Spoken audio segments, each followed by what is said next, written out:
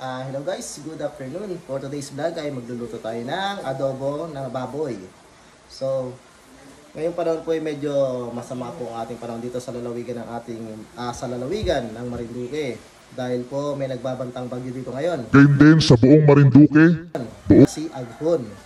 Ngayon po ay may signal na po dito sa ating lalawigan. Signal number 1 na po tayo. Kaya ingat-ingat po sa mga maliliit na mga isda. Pansamantala po muna, wag muna po tayo pumalaot. Nang sa ganun po ay maiwasan natin ang disgrasya. Ngayon po, ay papakita ko sa inyo ang ating ingredients. Guys, ito ang ating ingredients. Patatas, sibuyas, bawang, 4 cubes, 4 cubes, Sprite, toyo, suka, at ang ating baboy. So guys, silagyan na natin ang mantika.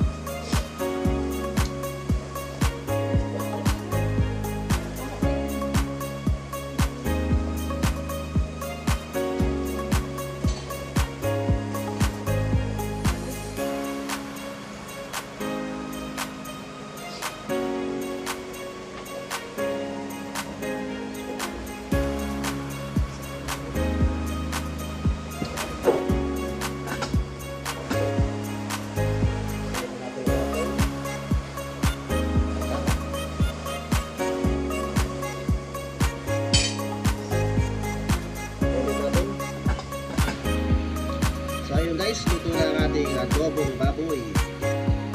So yun naman guys, that's all for today's vlog and thank you for watching.